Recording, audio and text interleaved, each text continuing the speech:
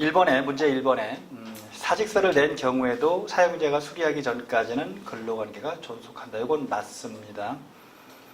보통 여러분들이 왜 계약의 청약과 승낙이라는 말을 아시죠? 계약을 맺을 때도 그렇지만 그만둘 때도 청약과 승낙이라는 두 단계가 합치되어야 계약이 성립되거나 해지되거나 이렇게 되는 부분들이거든요. 그러니까 사직서를 낸 거는 청약일 뿐이고 사직서를 수리해야만이 승낙이 되는 거잖아요. 그치?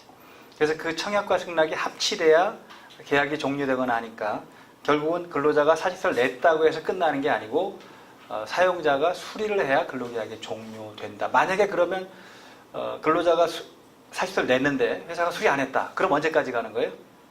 그때 한 달, 그죠? 한 달 이렇게.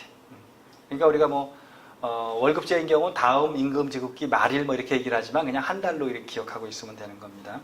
그래서 이제 이론상 여러분들이 나중에 이제 근로계약의 해지 같은 부분들을 볼 때 왜 청약과 승낙을 어떻게 활용하시면 좋으냐면 항상 계약은 청약 단계와 플러스 승낙이라는 게 있어야만이 결국 계약이 되거나 또는 해지가 되거나 이렇게 이제 한다는 거죠. 그죠? 그럼 근로계약을 맺을 때 청약은 뭐죠? 대부분 입사 원서 내는 거. 요 전에 뭐가 있죠? 요 전에 모집 공고 이런 게 있죠. 이 모집 공고는 청약이라고 보지 않고 청약의 유인이라고 해서 그래. 유인. 보시는 거죠. 그죠?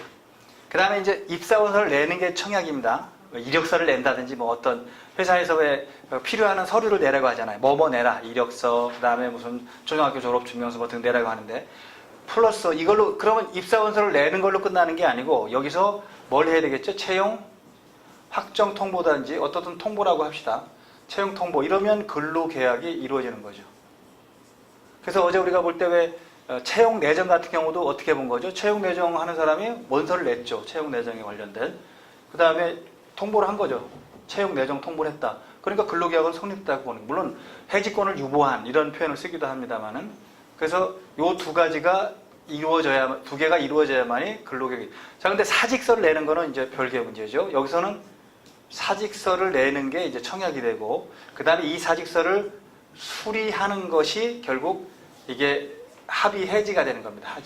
합의 해지. 근데 이제 수리를 안 하면 이제 법에 의해서 하는 수밖에 없죠. 그게 임의 해지가 되는 거죠. 이거는 합의가 되는 거고, 그 다음에 요거는 임의 해지가 되는 거죠. 자, 그 다음에 이제 우리 명예퇴직 같은 거 할 때는 어떻게 하죠? 요 사직서 내기 전에, 명예퇴직 신청서를 내기 전에 모집을 하죠. 이거죠. 이거 모집. 요것도 청약의 유인이라고 하는 그런 부분들이에요. 그래서 날짜를 한번 우리가 살펴볼까요? 그냥 아주 간단하게 이해하기 쉽게 날짜를 한번 간단하게 정리를 해보겠습니다. 사직서를 내는 걸 우리가 날짜별로 한번 정리를 해볼게요. 법이론적이지만 그래도 한번 해볼 필요가 있습니다. 자, 오늘이 5월 며칠이죠? 31일. 자, 5월 31일 날 사직서를 냈어요. 자, 그럼 회사가 5월 31일 날 수리했다. 그럼 이때는 언제가 종료이 되는 거죠? 5월 30일이 종료이 되죠. 근데 5월 30일 날 사직서를 냈는데 회사가 수리를 안 하고 있어요. 그렇죠? 그러면 기본적으로 30일이 지나가니까 6월 30일이 되겠죠. 그죠? 그러니까 6월 30일까지 근무를 해줘야 되고, 근무했으면 급여는 줘야 되고, 만약에 근무를 안 했으면 무능노무임금 적용할 수도 있을 거고, 실질적으로는 그렇게 하지는 않습니다만 이론상으로는 충분히 가능한 그런 틀들이 됩니다. 그래서 청약과 승낙이라는 두 가지 용어를 그냥 계약적으로는 꼭 기억하시도록 하고, 그 다음에 그거는 채용할 때도 마찬가지지만 해지할 때도 마찬가지다 이렇게 보시면 되겠죠. 명예퇴직 같은 경우는 명예퇴직 모집을 하고 승낙을 언제 할 거냐에 따라 좀 다른 해석을 하기도 합니다만은 결국은 사직서를 냈을 때 사용자가 수리하기 전까지는 근로계약 존속하니까 일을 해줘야 되고, 만약에 이게 우리가 적어도 똑같죠. 해고할 때도 30일 전에 해고하듯이 이 30일 기간을 간다는 의미로 보시면 될 것 같고, 이번에 수습기간 중에는 사용자가 일방적으로 근로자를 해고할 수 있다. 일방적으로 할 수는 없겠죠. 반드시 정당한 사유나 합리적인 이유, 즉 일반 근로자들은 정당 사유를 요구하지만 합리적인 근거는 있어야 되는 거거든요. 그래서 일방적으로 하는 게 아니고 그런 사유가 있을 때 근로계약을 해지할 수 있겠죠. 수습기간 중이라 하더라도. 그 다음에 여기서 이제 수습기간이라는 말을 쓰지만 우리가 이번에 법이 바뀐 건 뭐 있었죠? 그냥 3개월이라는 말만 들어갔죠. 그죠? 해고 예고를 안 하는 그런 부분들은.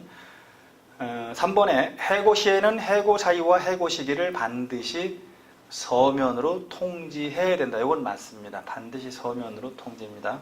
해고 사유와 해고 시기 이 두 개를 다 서면으로 통지해야 되고 요거를 통지하지 않으면 효력이 없다 이렇게 하고 있어요.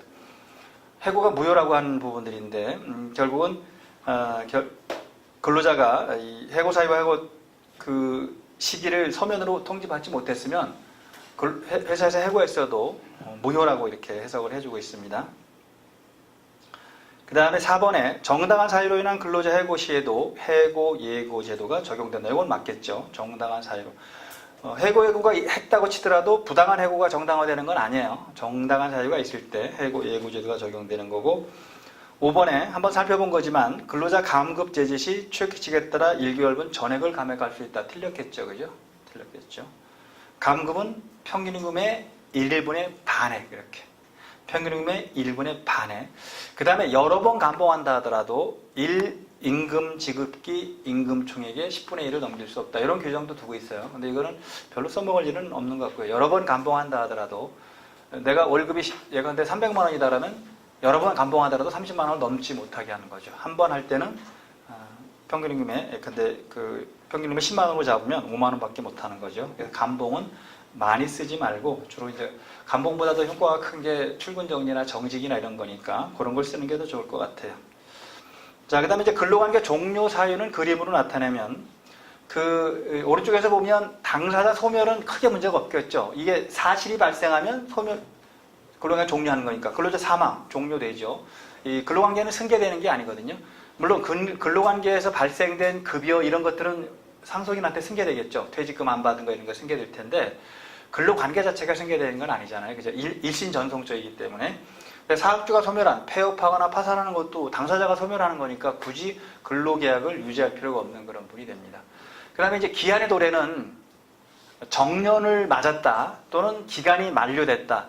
1년제 계약을 체결했다라고 하면 그 1년제 계약이 끝날 때 갱신의 의사표시를 하지 않으면 기간이 만료된 거잖아요. 그죠? 그럼 해고 절차할 필요가 없는 거예요. 그거는 기간 만료로 인한 종료니까.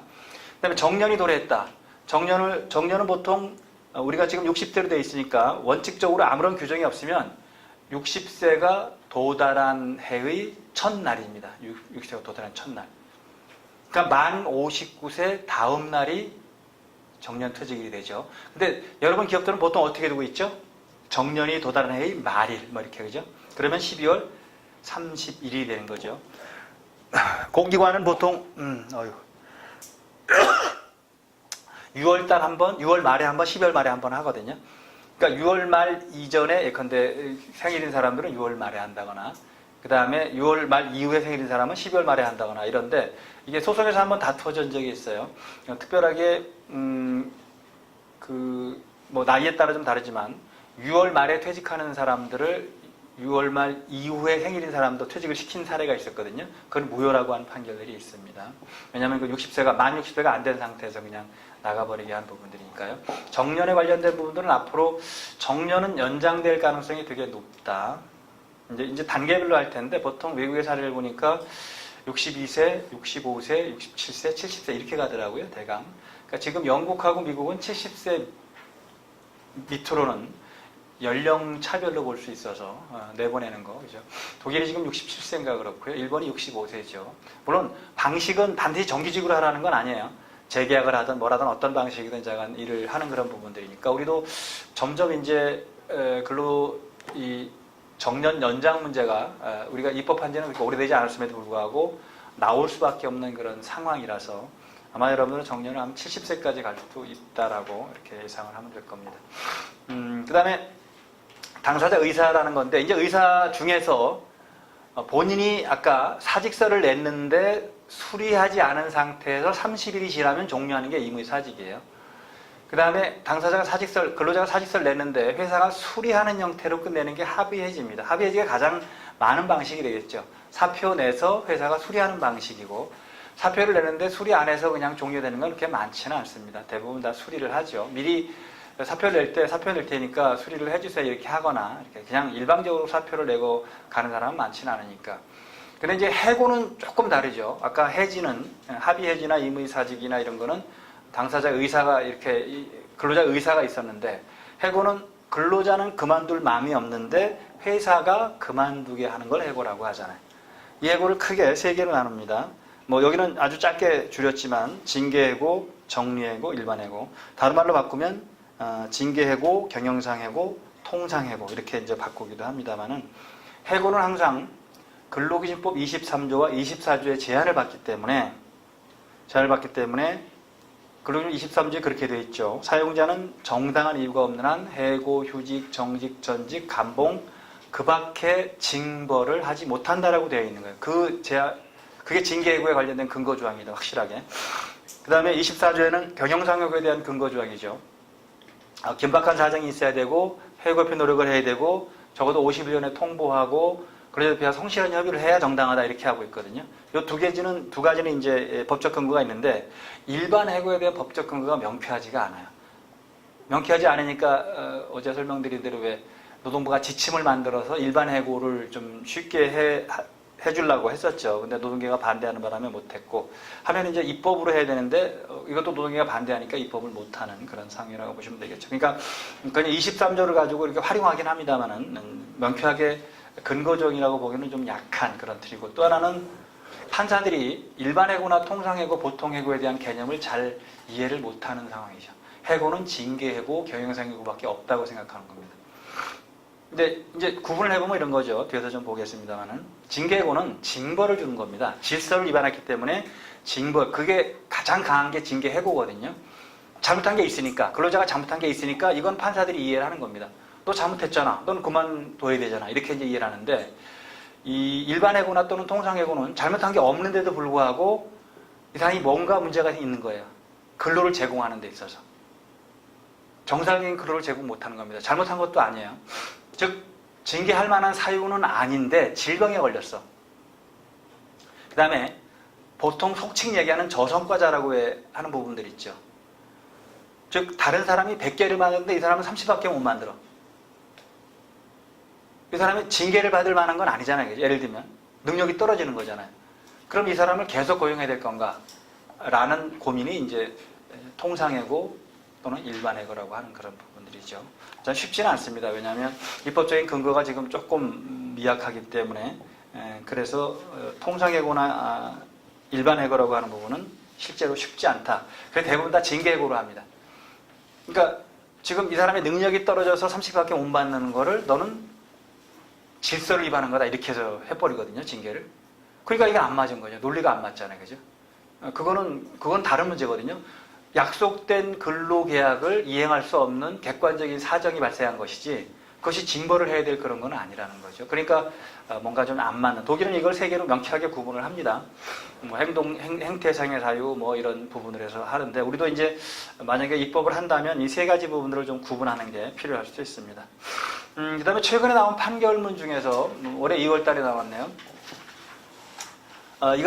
이건 노동문제하고 직접 연결되는 건 아닌데, 보통 육체 노동자의 가동 연한, 이거는 나중에 왜 일실 수익금을 산정하거나 무슨 손해배상을 산정할 때 항상 쓰이는 문제거든요. 그러니까 결국 일반 육체 노동을 하는 사람들이 언제까지 육체 노동을 할 수 있냐라고 할 때, 판례가 그동안에 55세였다가 80년대인가요? 그때 60세로 90년대인가요? 바꿨고 다시 이제 올해 65세로 바꾼 그런 틀입니다.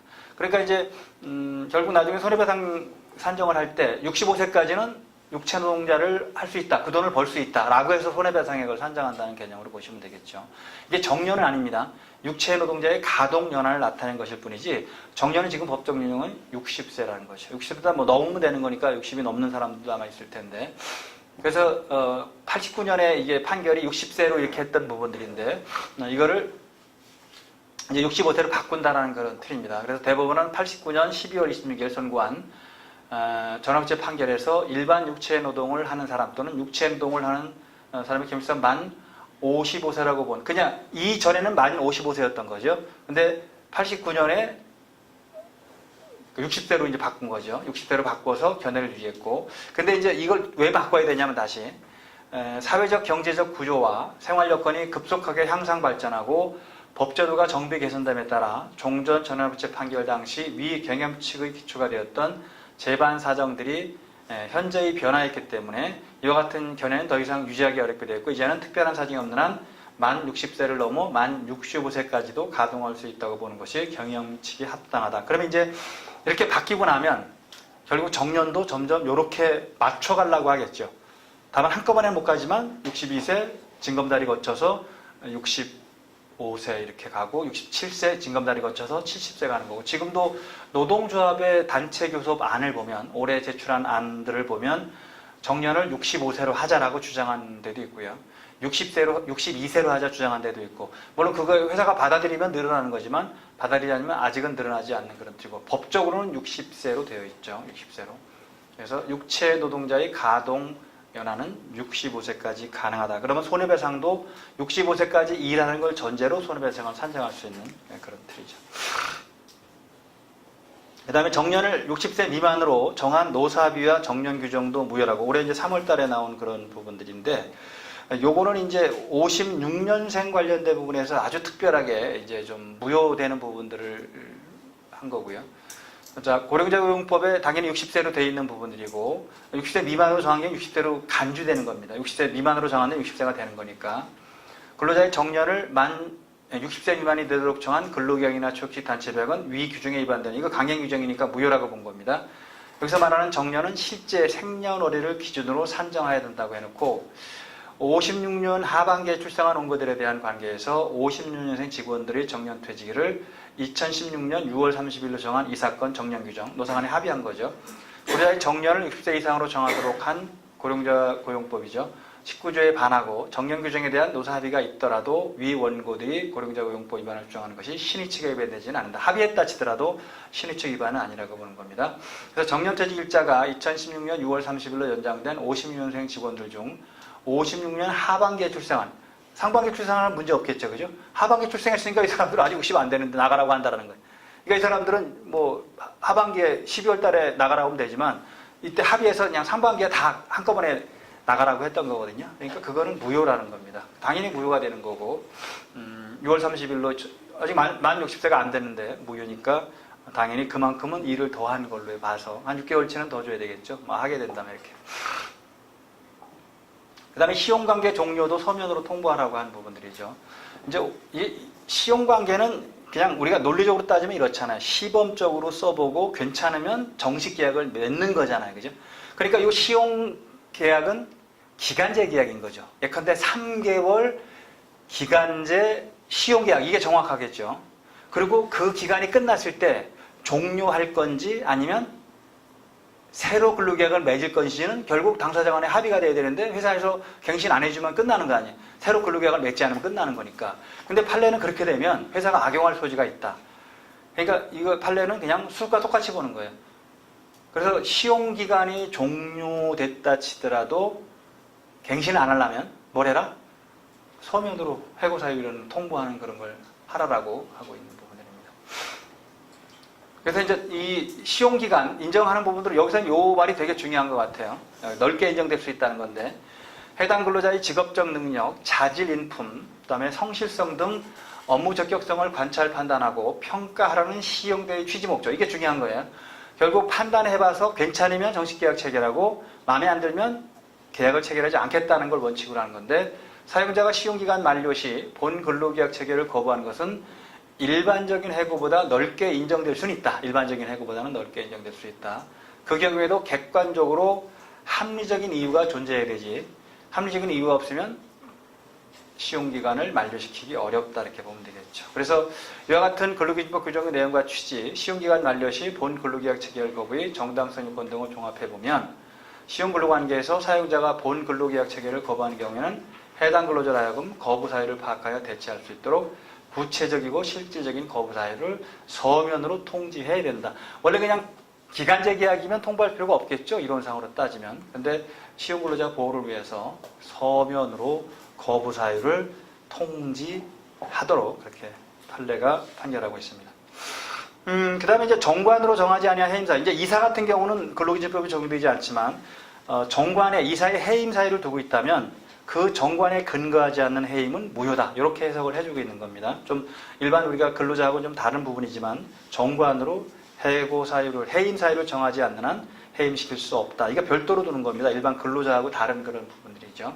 이건 이런 판례가 있다고 이해하시면 될 것 같고, 그 다음에 위탁계약 해지가 근로계약의 자동 소멸 사유는 아니다. 예를 들면 왜 그 아파트 관리 회사 같은 경우 예를 들면 위탁계약은 1년 단위로 갱신을 한다는 거죠. 그러니까 1년 단위로 그런 계약을 체결했으니까 근로자들한테도 뭐라고 하는 거죠? 1년 계약을 체결하면서 중간에 만약에 위탁계약이 해지되면 근로계약도 해지된다라고 이렇게 계약을 하는 거죠. 근데 그 위탁계약 해지 사유가 반드시 근로계약의 종료 사유라고 볼 수는 없다라고 좀 근로자 보호 차원에서 해석을 해주고 있습니다. 제가 이제 그 카톨릭 그 모 교구에 그 자문을 해주고 있는데 어제 신부님이 이제 이게 카톡으로 상담이 와서 내용이 뭐냐면 보통 이제 카톨릭 같은 데 보면 그 사회복지단체가 있잖아요. 사회복지단체가 지자체 위탁을 받아서 이제 어떤 무슨 뭐 복지관 또는 뭐 노인복지관 같은 걸 위탁 운영하잖아요. 5년 보통 한다고 하대요. 근데 이제 종전에는 근로계약을 누가 체결했냐면 거기 시설장이 있습니다. 복지관장과 그 근로자 사이에 근로계약을 체결하고 그 다음에 이제 나중에 해고하는 것도 관장이 이제 해고를 하는데 이제는 법인, 사회복지 법인이 근로계약을 직접 체결을 하고 이제 지침이 내려왔다는 겁니다. 그러니까 이제 신부님이 걱정하는 게 뭐였었냐면, 자, 그럼 우리가 5년간 필요해서 5년간 근로계약을 체결했는데 5년이 끝나고 이제 만약에 우리가 계속 이 사업을 유지하면 좋겠지만 만약에 유지 못하고 다른 데로 넘어갈 수도 있지 않냐. 위탁계약이라는 게 왜 해지하고 아니면 종료가 되면 다른 데로 넘겨줄 수 있으니까. 그러면 이 근로자들이 그쪽으로 가는 것보다 우리 법인에 남아있는 게 훨씬 편하니까 우리 법인에서 계속 일하겠다고 하면, 왜냐하면 계약 주체가 누구라는 거죠, 지금 현재? 사회복지 법인이니까. 그러면 어떡할 거냐라는 고민을 해서 이제, 그래서 고민하지 마세요. 그럴 때는 어떻게 처리하죠, 보통? 위탁계약이 종료되고 새로운 계약이 체결되면 가능한 한 어떻게 하죠? 관에서는 승계하는 방식으로 하니까 첫 번째 방식이죠. 그러면 이제 저쪽에서 승계를 안 받을 수도 있고, 그 다음에 내가 안 갈 수도 있고, 나는 여기 사회복지법인이 좋은데 내가 왜 가냐라고 하는 부분이 생길 수 있죠.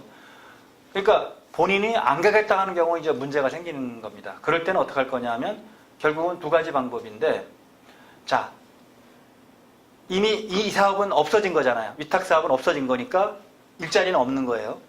그러면 이제 이 사람에 대해서 일단 복지법인은 어떤 노력을 한번 해봐야 돼요? 배치 전환, 그죠?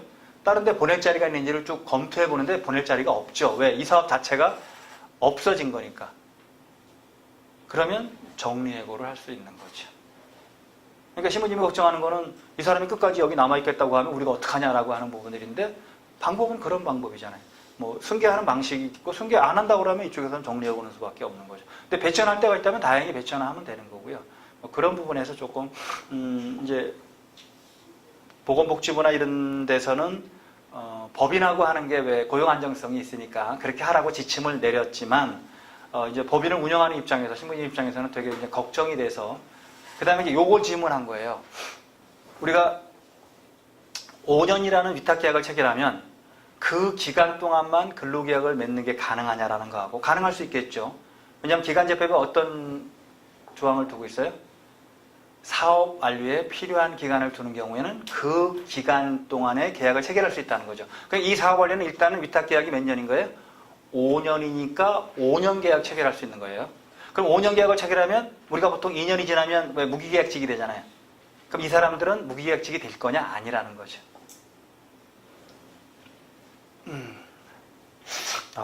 감기가 되게 되는지 또 코가 맹맹하네요. 자, 그 다음에 일단 그러면 뭐 이분이 5년 계약을 체결해서 그 5년이 지나면 이제 그 근로계약이 종료될 수도 있고 위탁계약이 해지될 수 있고 등등 하는데, 그 다음에 이럴 수가 있죠. 그러면 중간에 또 이제 만약에 위탁계약이 해지되면 어떻게 할 거냐는 문제 때문에 중간에 위탁계약이 해지되면 근로계약도 해지된다는 규정을 두고 있다. 그것만 가지고 해지시킬 수 없다는 거예요. 해고의 정당 사유를 입증을 해야 된다는 거죠. 그죠? 그러면 정리해고를 하든 이런 방식을 거치라는 겁니다. 그래서 밑에 거만 좀 여기서부터 보는 게 좋겠네요. 사용자가 어떤 사유의 발생을 당연퇴직 또는 면직 사유로 규정하고 그 절차를 통상해고와 해고나 징계해고와 달리 한 경우에 그 당연퇴직 사유가 근로자의 사망이나 정년, 근로계약 기간 만료 등 근로관계의 자동 소멸사유로 보이는 경우를 제외하고는 이에 따른 당연퇴직 처분은 근로기준법의 제한을 받는 해고라고 할 것이고, 따라서 사용자가 아파트의 위탁관리 업무를 주요 사업을 하는 회사로서 그 근로자와 사이에 근로자가 근무하는 아파트 관리 주체 등과 사용자 사이 위탁관리 계약이 해지될 때 그 근로자와 사용자 사이의 근로계약도 자동 종료되는 것이라고 약정한다고 하여 그와 같은 해지 사유를 근로관계의 자동 소멸 사유라고 할 수 없다, 이렇게 하고 있습니다. 해고의 정당 사유를 다시 입증해야 한다는 거죠. 그래서 원고와 피고 사이 이 사건 근로계약에서 정한 근로계약 기간 중이라도 사업장의 위탁관리 계약이 해지되는 경우 근로계약은 자동 종료되는 것으로 한다는 약정은 근로계약의 자동 소멸 사유를 정한 것으로 볼 수 없고, 따라서 피고의 이 사건 아파트에 대한 위탁관리 계약이 종료됐다고 하더라도 원고와 피고 사이의 근로관계가 당연히 종료되는 걸 단정할 수는 없다. 그럼 어떻게 하라는 거죠? 결국 정리해고 문제라든지 왜 다른 어떤 걸 절차를 거쳐서 끝내라는 거지, 그냥 그거 종료했다고 해서 그대로 끝내라는 건 아니라고 보시면 되겠죠. 이게 조금 문제가 될 수 있는 부분이지만 어떻든 이론상으로는 적절한 그런 판례라고 생각이 됩니다. 자, 그 다음에 해고의 구분. 그러니까 요거는 그 노동부의 자료를 그대로 제가 이렇게 좀 따온 부분들인데, 그러니까 통상해고는 일반해고라는 표현을 쓰기도 해요. 통상해고는 일반해고라고 표현을 쓰기도 하고, 징계해고는 그냥 다 징계해고라고 씁니다. 경영상해고는 정리해고라는 말을 쓰기도 합니다. 정리해고는 좀 기분 나쁜 말이라서 경영상해고를 대부분 많이 쓰는데, 이 통상해고는 뭐냐면 근로계약상 우리는 어떤 계약을 맺었죠? 성실한 근로를 제공하고 근로 제공에 대한 대가를 지급받는 관계가 근로계약 관계죠. 근데 이제 한쪽인 이 근로관계 당사자 중에 근로자 측이, 노동력을 제공한 측이 성실한 근로를 제공할 수 없는 상태가 된 거예요. 질병이라든지 그 다음에 업무 능력 저하라든지 이런 등등. 그럴 때 징계해고는 아니고, 그렇다고 경영상해고도 아니고, 그렇다고 무한정 그냥 데리고 있어라 이것도 안 되잖아요. 그때 쓰는 게 이제 결국 통상해고라고 하는 건데, 근로계약상 근로제공 의무를 이행할 수 없을 때 이렇게 하고, 예시는 부상, 질병 등 건강 상태가 나쁠 때, 유죄 판결로 근로 제공 불가능, 자격 상실. 이게 이제 요 위에 거는 대강 이해가 다 됐는데 요게 문제가 됐던 거예요. 업무 능력 결여, 근무 능력 부진인데 이 업무 능력 그 결여하고 근무 능력 부진을 어떻게 입증할 거냐라는 문제가 생기는 거죠. 그다음에 회사에서 의도적으로 왜 평가를 나쁘게 주기 시작하면 얼마든지 왜 저성과자 만들 수 있단 말이죠. 이런 것들 때문에 좀 요게 이제 노동계에서 엄청나게 반대했던 그런 틀이고. 근데 필요하긴 해요. 필요하긴 합니다. 그야말로 왜 그 뭐라 그러나 프리라이더라고 하나요? 그냥 시간만 때우고 일은 안 하고 월급만 받아가는 사람이 있거든요. 그런 사람을 계속 쓰게 할 건가? 라는 거는 조금 아닌 것 같아요. 그런 사람이 지각 안 하고요. 결근 안 하고요. 약점 잡힐 것 안 합니다. 근데 일은 안 합니다. 그러니까 뭐 나는 약점 잡힌 거 하나도 없어. 왜? 그 다음에 대부분 이런 분들의 특성이 뭐냐면 부사장이 시키면 예, 알겠습니다. 대답은 무진장이 빨리 하고 잘합니다. 그런데 나중에 보면 아무것도 안 하고 있습니다. 그리고 또 뭐라고 그러면 네, 고치겠습니다. 예, 시정하겠습니다. 그 죽여 살려 못하는 거죠. 그죠? 환장합니다. 환장합니다. 실제로 그런 사람들이 의외로 있어요. 많아요. 제 경험은 하나 말씀드리면, 제가 이제 그룹 하나, 뭐 큰 그룹 아니죠. 그룹 하나를 이제 자문해 주다 보니까 자문료가 꽤 많았습니다. 한 달에 한 300만 원 정도 받는 이제 회사인데, 그룹 몇 개를 이렇게, 그룹에 있는 몇 개를 해주니까. 근데 이제 그 그룹 모 회사에 누가 있었냐면 만년 과장이 한 분 계셨어요. 만년 과장. 여러분 만년 과장이 뭔지 아시죠? 그냥 타이틀만 과장이긴 한데 일은 말단하는 거 그냥 계속하고 왜 허드렛 일 하는 사람이 만년 과장이에요. 근데 그 근속은 오래된 거죠. 월급은 많은 거예요.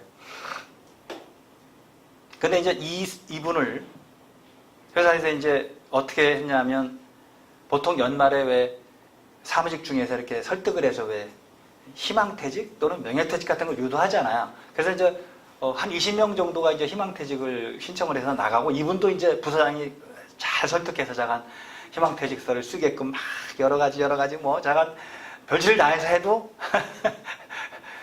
네, 그렇게 하고 실제는 안 써요. 네, 알았습니다. 그러니까 이제 답이 없잖아요. 그러니까 인사팀에서도 안 썼으니까 할 수 있는 방법은 없는 거예요. 그러니까 이제 어떻게 하냐면 다시 그 다음에 우리가 그냥 썼던 방식이 뭐냐면 인사팀 대기 발령. 일을 안 주는 거예요. 왜? 다른 부서장들이 아예 안 받으니까. 야, 얘만 보내지 마. 이렇게 된 겁니다. 얘만 보내지 마가 무서운 거잖아요. 다른 사람은 다 받는데 얘만 안 보내면 내가 그냥 사람 안 보내도 돼. 이렇게 하고 이제 그런 상황이 된 거죠. 그것도 한 6개월 인사팀에 있다가 또 한 6개월은 또 일이 없으니까 대기 발령을 집에 대기 발령하는 거예요. 자택 대기 발령. 근데 자택 대기 발령하면서 얘한테 기본급 정도만 주니까 돈을 얼마 안 주니까 이제 사표 쓰겠지라고 이제 사실 우리 인사하는 사람들은 그거를 좀 유도하는 거잖아요. 아, 네가 버티기 힘들면 그만두겠지. 어떻게 보면 괴롭히는 것일 수도 있는 거예요. 나쁘게 얘기하면. 그래도 안 써요. 환장하는 겁니다. 한 2, 3년 동안을 일 하나도 안 하고, 그렇죠. 일 하나도 안 한 거예요. 그리고 월급은 뭐 다는 아니지만, 어떤 데 기본급만 주기도 하고 막 등등 했지만 제가 다 받아갔어요. 근데 문제는 제가 이제 그 내용을 쭉 듣고 나니까, 야, 이거 안 되겠다. 우리 뭔가 해결책을 찾자라고 이제 인사부장하고 얘기를 할 때 이렇게 얘기를 했죠. 우리가 지금 통상해고에 대해서는 법원이 잘 이해를 못해서 소송에 가서는 질 수도 있다. 그런데 소송을 가면서 해결하는 방법은 있을 거다. 왜? 합의 해지하는 방법이거든요. 보통 조정을 합니다. 노동위원회도 그렇고 왜 법원도 그렇고 당사자 간에 좀 합의할 생각 없냐라고 해서 왜 금전적인 보상을 하면서 이제 합의를 유도해서 대부분 그렇게 많이 끝냅니다.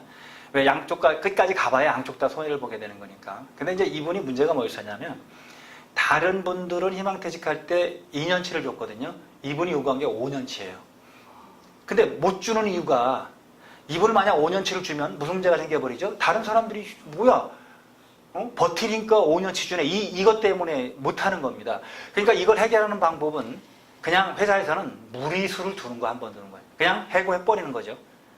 어차피 지금 놀면서 월급 주는 거나 나중에 복직 시키라고 하더라도 그때 월급 주는 거나 금액은 비슷하거든요. 그렇잖아요. 그죠? 근데 얼굴에 눈앞에 안 보이는 거가 마음 편하고 두 번째로 놀면서 월급 받는 사람이 있으면 왜 그 썩은 사과 인형이라고 하죠. 상자 하나에 썩은 사과 하나 있으면 다른 사람 다 물든다는 겁니다. 그러니까 회사에서는 뭔가 룰을 정해야 되니까 이제 자 그러면 조금 무리하더라도 일단은 그동안의 여러 가지 사정들을 종합해서 징계해고와 통상해고를 묶어서 일단 해고를 하자. 대신 이걸 지금 해고를 하는 경우 노동위원회 가고 법원에 가면 계속 질 수 있다. 대법원에 가서 최종적으로 질 수도 있다. 최종적으로도 질 수도 있다. 근데 왜 그러면 해야 되냐면 아까 같은 프리라이더 부분들 때문에 이제 하는데 작전은 뭐였었냐면 진행하는 과정 중에 뭘 하자? 조정을 통해서 마무리 짓자. 그때는 5년치를 줘도 이 19명들도 이의 제기를 안 하죠. 왜? 그렇죠. 그냥 법원에서 주라고. 그러니까 결국 양쪽이 합의를 붙일 때 얼마 요구합니까? 그러면 5년치 요구합니다. 이렇게 할 거고. 그러면 5년치 회사에서 주겠습니까? 그러면 아예 뭐 법원에 주라면 주는 거죠. 뭐 이렇게 하고 이제 왜 그냥 끝내버릴 수 있단 말이죠. 예를 들면 이제 그런 거를 작전을 짜가지고 시도를 해서 해고를 했는데 1심에서 졌어요. 저 노동위원회에서. 근데 문제는 이제 이 인사팀장이 문제였었는데 인사팀장이 회사 사장한테 제가 그렇게 얘기했으면 그 내용을 정확하게 설명을 해서 질 수도 있는데 지더라도 가면서 왜 이렇게 합의 조정을 하는 쪽으로 해서 사건을 풀어가겠다 이랬어야 되는데 그냥 이런 방구 얘기를 안 하고 물론 사장님이 되게 무서운 분이라서 그런데 아니 노무사님이 해고하라고 했어요. 그러니까 사장은 전문가가 해고하라고 했으니까 그러니까 당연히 해고가 정당하다고 판단을 한 거죠 이제 일단. 근데 이제 진호에서 져버리니까 사장이 저를 부른 겁니다. 좀 봅시다. 이씨 뭐 가구에 성질 더럽게 내면서 막 아니 뭐 전문가가 돼가지고 그래 그따위로 일 처리합니까 이러면서 막 인신공격도 하고 막 난리가 난 거예요. 그래서 왜 그래 또 그랬더니 아니 그거 왜 질 거를 뻔히 알면서 왜 그걸 해고하라고 했냐 그랬더니 아니 내용이 이렇게 돼서 이렇게 됐습니다 이렇게 했더니 아니 인사팀장은 그런 얘기 안 하던데 가만히 생각하니까 잘못하면 인사팀장이 잘리게 생긴 거예요. 그래서 아니 제가 잘못했습니다. 제가 이 판단을 잘못했는데요. 그러고 이제 물러섰죠. 거기서 애꿎은 인사팀장 잘리게 하면 안 되잖아요. 그랬더니 그 사장이 저 그러면서 이제 다음 달부터 보지 맙시다. 한 방에 날아갔습니다. 300만 원이. 뭘 300만 원이. 근데 그 돈이 아까운 게 아니고 인사팀장이 제대로 설명을 했으면 사장도 이해를 했을 텐데 이사 팀장은 아마 그 부분은 생략을 하고 전문가한테 그냥 책임을 떠넘기기 위해서 했던 것 같은데 그때 어떻든 큰 실패를 했어요. 그리고 지금도 월급 주고 있어요. 10년이 넘었는데도. 이제 정년이 얼마 안 남아서 이제 뭐 큰 적은 아닌데 이게 우리가 인사하는 사람들이 고민을 되게 많이 해야 될 겁니다. 그러니까 실질적으로 그때 당시 우리가 소송으로 그냥 끝까지 끌고 가서 그죠? 그러니까 진한테 졌다고 그냥 복식할 게 아니고 그래 어차피 이거는 가면서 우리가 해결할 문제니까 왜 중노위 가고 행정법원 가고 고등법원 가면서 그 재판부에 뭘 요구하는 거죠? 합의 조정을 좀 해주라. 이렇게 하면 거기서 5년치를 주라고 하면 알겠습니다라고 그냥 주면 되잖아요. 그죠?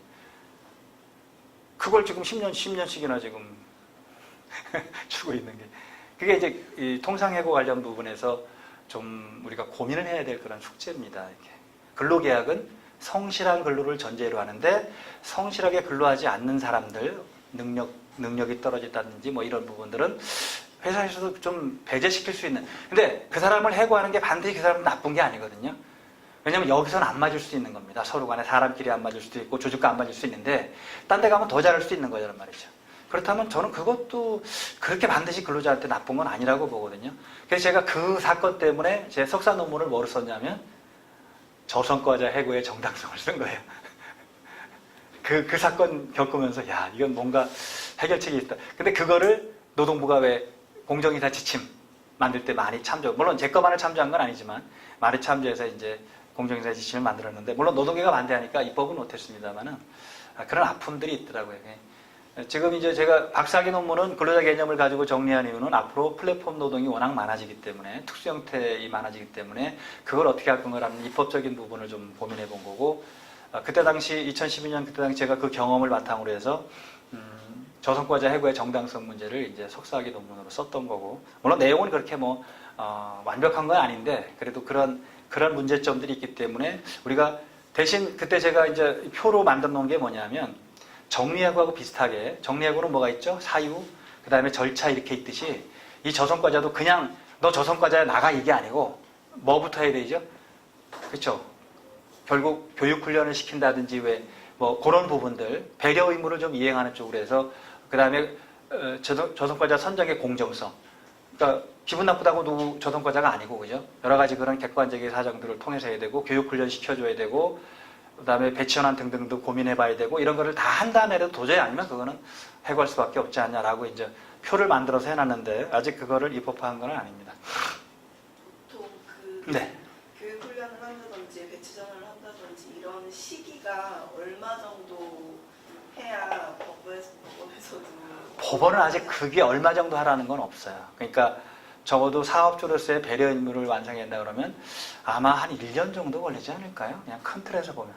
그러니까 저성과자 우리가 능력 향상 훈련 뭐 이런 부분들을 할 텐데 그럴 때 그 노력을 해보고도 안 되는 사람을 골라내는 거니까 그죠?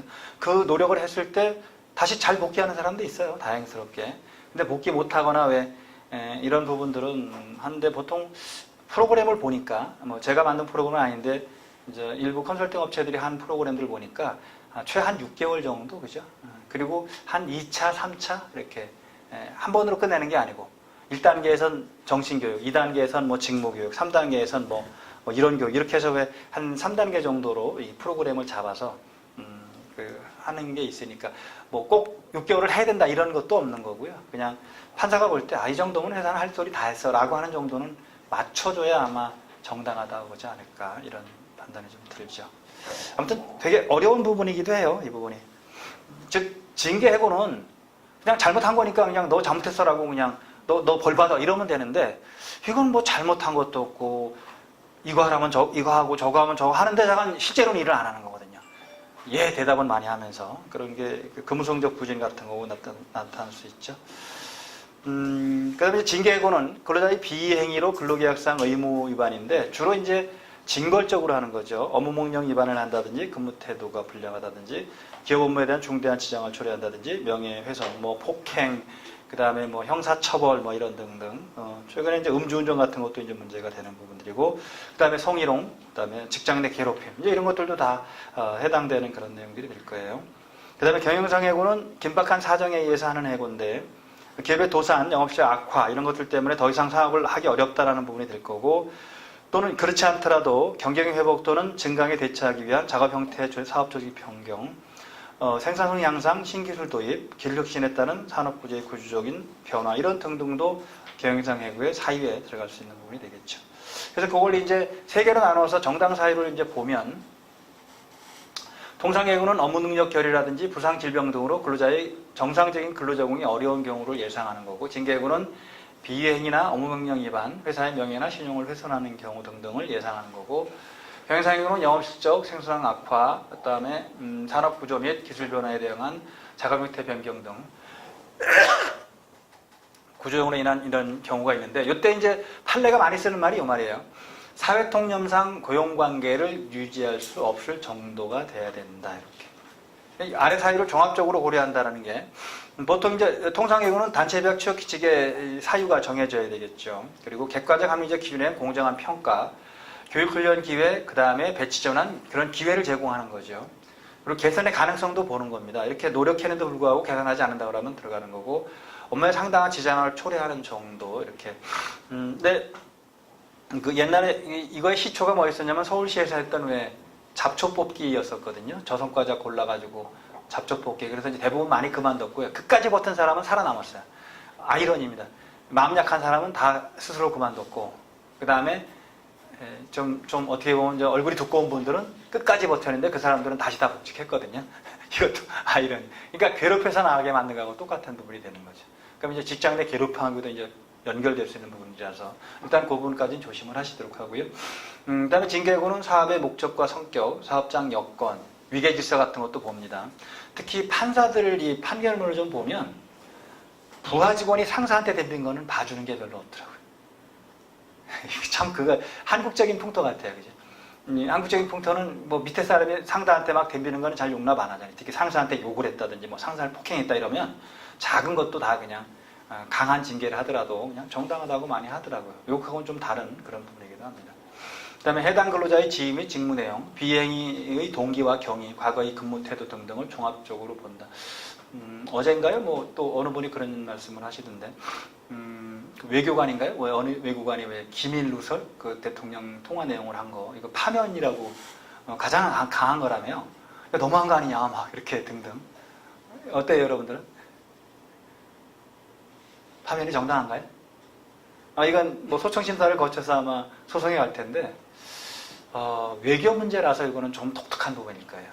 더군다나 정상 외교라서 일반적인 거하고는 달리 판단할 수 있는 그런 가능성이 되게 있는 거죠. 그러니까 사소한 우리가 그냥 외교 장관하고 뭐 이렇게 뭘 했다 이런 거 정도는 크게 문제 안 될 텐데, 대통령하고 대통령끼리의 근데 그 통화 내용들을 이거는 비밀 중에서도 중요한 비밀이라고 볼 수 있는 거죠. 그거를 누설했다는 거는 파면 정당하지 않냐라고 나올 가능성이 되게 큰 거죠. 물론 뭐 판사들이 판단해 봐야 되겠지만, 그래서 상황에 따라 다를 수 있는. 근데 어떤 사람들은 그거 가지고 무슨 파면하냐. 그리고 또 어떤 분은 그 민주당이 아닌 자유한국당에 이렇게 정보를 제공했으니까 파면이지 뭐 민주당에서 뭐 그랬으면 안 했을 거다 등등 뭐 다양한 얘기들을 하더라고요. 그러니까 그런 상황들을 좀 봐야 되는 거죠. 큰 틀에서. 공무원 파면은 조금 우리하고 다른 부분이 있어요. 공무원 파면에 관련된 부분들은 공무원법, 국가공무원법하고 지방공무원법에 왜 그런 규정들을 자세히 두고 있거든요.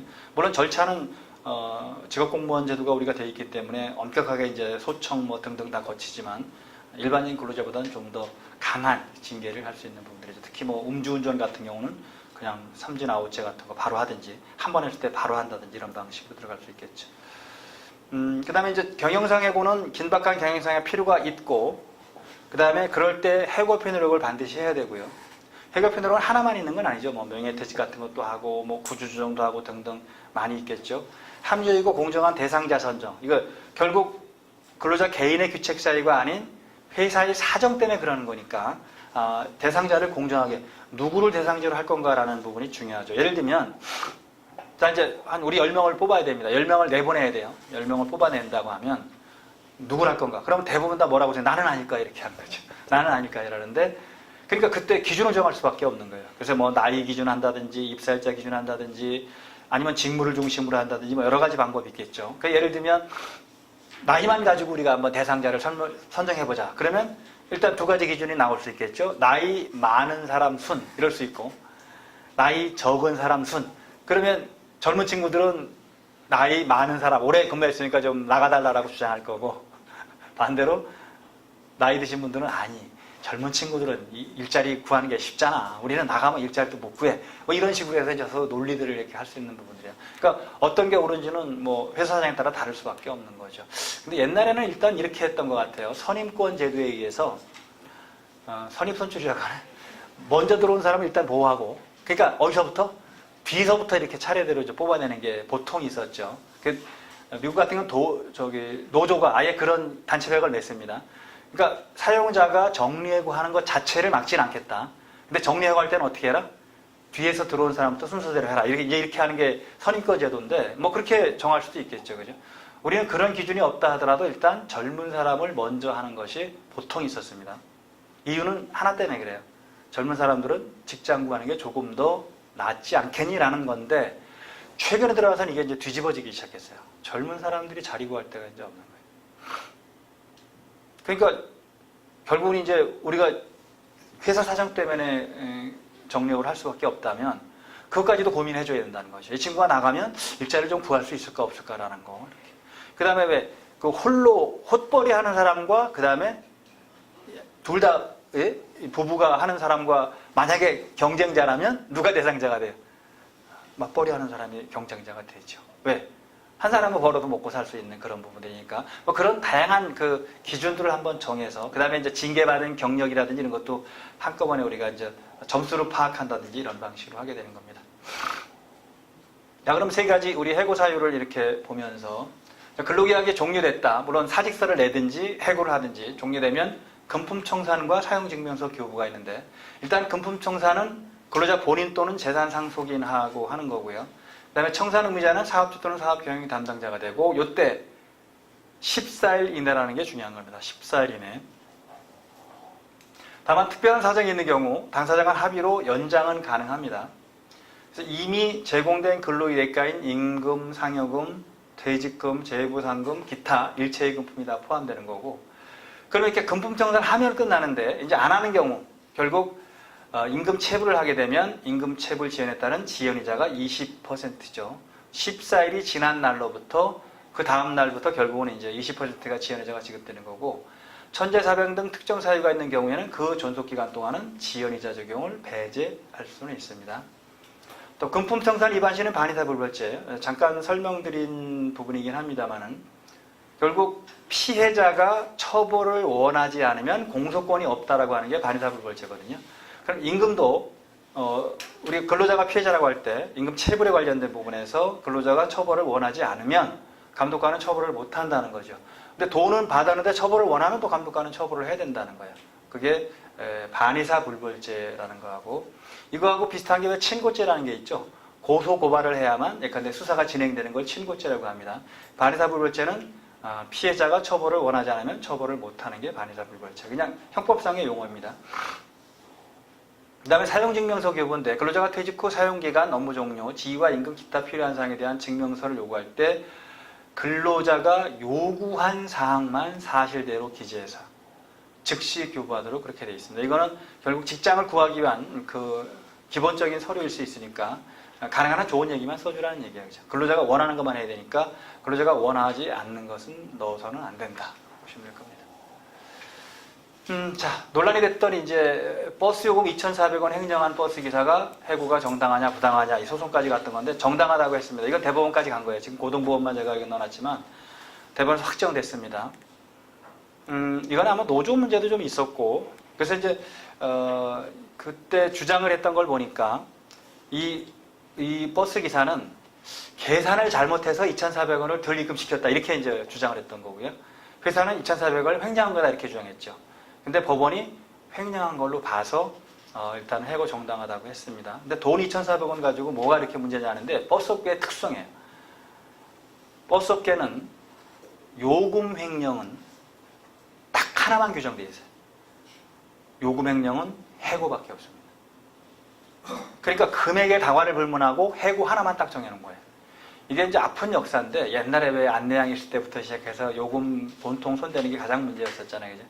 근데 안내양을 없애고 하니까 이제 운전기사들이 손대는 게 문제였었고 그래서 계속 노사 간에 이 문제 가지고 갈등이 많이 생기니까 단체적으로 합의를 해버렸어요.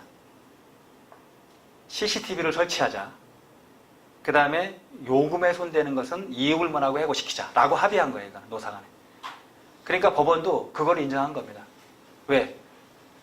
요금은 10원이든 100원이든 손대면 뭐밖에 없는 거예요?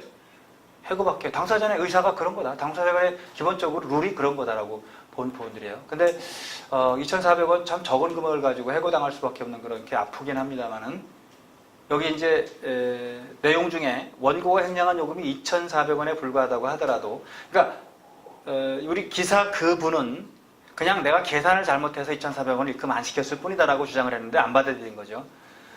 원고가 버스 운전기사로서 요금을 관리하고 있는 이상 기본적으로 횡령액이 소액일 수밖에 없다. 그냥 버스니까 그렇게 많지 않다는 거죠. 그 다음에 소액의 버스 요금을 주된 수입원으로 하고 있는 피고로서는 소액의 운송수익금 횡령 행위도 사소한 위반행위로 간주할 수 없을 것으로 보이는 점. 피고의 단체배학 초기칙 종업원 징계 규정에 의하면 버스 운전기사의 운송수익금 횡령 행위에 대한 징계로는 해고만 규정되어 있다. 이게 중요한 거예요. 해고만 규정되어 있습니다. 단체배계도 그렇고 노사간에 합의한 거니까 그냥. 그 이유는 그때 이거 합의를 할 때 CCTV 설치하고 그 다음에 요금 횡령은 해고만 두는 그때 당시에 임금 인상을 확 올려준 거예요. 아까 우리가 볼 때 뭐가 있었죠? CCTV 수당 이런 것도 주면서 그러니까 임금을 좀 생활 임금으로 올려줄 테니까 이제 돈통에 손대지 마라 이렇게 했는데도 불구하고 손댔다고 보는 겁니다. 그래서 해고만 규정되어 있어 원고의 운송수익금 횡령이가 인정되는 이상 원칙적으로 해고만이 가능하고 특히 버스 내 CCTV 설치와 관련한 노사 합의서에는 CCTV 판독 결과로 운전원의 수익금 착복이 적발될 수 있는 그 금액의 다소를 불문하고 해임을 원칙으로 한다고 정하고 있다는 거예요. 노사 합의서에도. 왜 2,400원 얼마 안 되는데 이걸 해고했냐라고 우리가 볼 수가 있겠죠. 그죠? 요 판결이 있다고 해서 여러 번 회사에서 2,400원 횡령해도 해고다. 이건 안 되는 거죠. 그죠? 여러분 사업장은 별개의 문제일 거니까. 요거는 버스 회사의 독특한 횡령하니까 갑자기 뭐가 떠오르냐면 그 옛날에 강원랜드인가요? 거기에서 그 여성 경리분이 80억인가 횡령한 사건이 있었죠.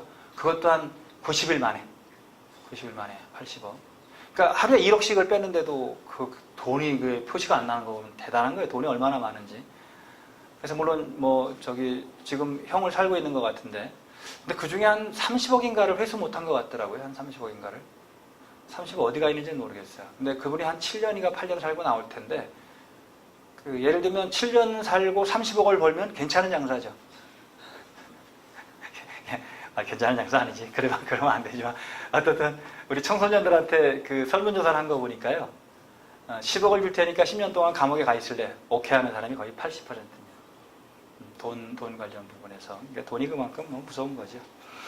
아무튼 뭐 여러분 사업장에서는 이런 일이 벌어지진 않겠지만, 요거는 그 버스업계의 특수성 때문에 벌어진 거라고 이해를 그냥 하고,